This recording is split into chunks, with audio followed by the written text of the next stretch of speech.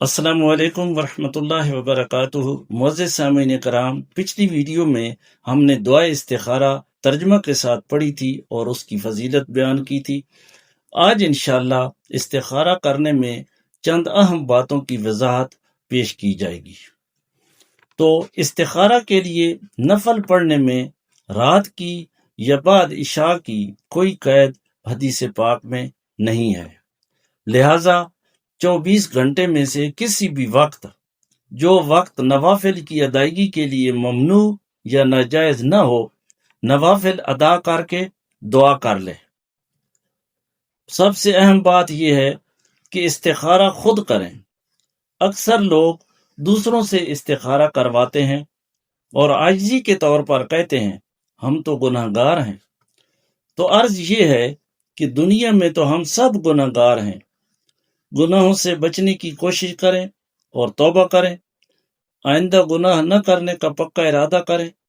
اگر پھر بھی ہو جائے تو دوبارہ توبہ کریں اور اللہ تبارک و تعالی سے مغفرت کی امید رکھیں، اس لیے کہ اللہ تبارک و تعالی کا ایک نام کریم ہے، اور کریم کا معنی محدثین نے لکھا ہے وہ ذات جو بغیر استحقاق اور بلا قابلیت کے دے دے۔ لہٰذا اپنی نالائکی، نااہلیت اور گناہوں کے باوجود یا کریم کہہ کر اللہ تبارک و تعالی سے مانگیں، اور شیطان کے اس بہکاوے میں ہرگز نہ آئیں کہ ارے تیری دعا کیا سنیں گے، تیرا منہ اس قابل کہاں، وغیرہ وغیرہ۔ اس لیے اپنا منہ اور اپنے گناہ نہ دیکھیں، بلکہ اللہ تبارک و تعالی کی صفت کرم دیکھیں اور استخارہ خود ہی کریں۔ معزز سامعین کرام، کسی بھی حدیث سے ثابت نہیں کہ استخارے کا عمل کرنے کے بعد خواب میں جواب آئے گا یا حل معلوم ہوگا، بلکہ صرف اور صرف حالات پر نظر رکھیں کہ جس کام کے لیے استخارہ کیا ہے اس کی موافقت میں حالات بن رہے ہیں یا کام میں کوئی رکاوٹ پڑ رہی ہے۔ پھر بڑوں سے بھی مشورہ کر لیں، پھر ان سب نوعیتوں کو سامنے رکھ کر دیکھیں کہ دل کس بات پر جم رہا ہے، اسی کے موافق عمل کریں۔ اگر ایک بار اس عمل سے کسی بھی صورت پر دل نہ کھلے تو بار بار استخارہ کرتے رہیں اور کام شروع کر دیں۔ کام میں رکاوٹ آ رہی ہے یا کام نہیں ہو رہا تو سمجھیں کہ کام میں خیر نہیں۔ مسنون طریقے سے استخارہ کریں۔ ان کے علاوہ جتنے طریقے لوگوں میں رائج ہیں وہ سب خلاف سنت ہیں، مثلا رخ مڑ جائے گا، پاؤں ہل جائے گا، وغیرہ وغیرہ۔ لہذا سنت طریقے پر اکتفا کریں۔ بعض حضرات کا کہنا یہ ہے کہ استخارہ کرنے کے بعد خود انسان کے دل کا رجحان ایک طرف ہو جاتا ہے، بس جس طرف رجحان ہو جائے وہ کام کر لے، اور بکثرت ایسا رجحان ہو جاتا ہے۔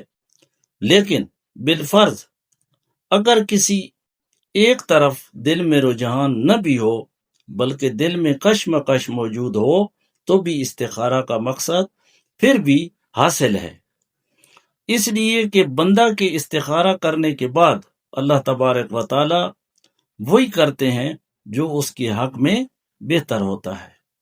اس کے بعد حالات ایسے پیدا ہو جاتے ہیں، پھر وہی ہوتا ہے جس میں بندے کے لیے خیر ہوتی ہے اور اس کو پہلے سے پتہ بھی نہیں ہوتا۔ بعض اوقات انسان ایک راستے کو بہت اچھا سمجھ رہا ہوتا ہے، لیکن اچانک رکاوٹیں پیدا ہو جاتی ہیں اور اللہ تبارک و تعالی اس بندے کو اس سے پھیر دیتے ہیں۔ اب جب وہ کام ہو گیا تو اب ظاہری اعتبار سے بعض اوقات ایسا لگتا ہے کہ جو کام ہوا وہ اچھا نظر نہیں آ رہا، دل کے مطابق نہیں ہے، تو اب بندہ اللہ تبارک و تعالی سے شکوہ کرتا ہے کہ یا اللہ، میں نے آپ سے مشورہ اور استخارہ کیا تھا مگر کام وہ ہو گیا جو میری مرضی اور طبیعت کے خلاف ہے، اور بظاہر یہ کام اچھا معلوم نہیں ہو رہا ہے۔ اس پر حضرت عبداللہ بن عمر رضی اللہ تعالی عنہ فرما رہے ہیں، ارے نادان، تو اپنی محدود عقل سے سوچ رہا ہے کہ یہ کام تیرے حق میں بہتر نہیں ہوا، لیکن جس کے علم میں ساری کائنات کا نظام ہے وہ جانتا ہے کہ تیرے حق میں کیا بہتر تھا اور کیا بہتر نہیں تھا۔ اس نے جو کیا وہی تیرے حق میں بہتر تھا۔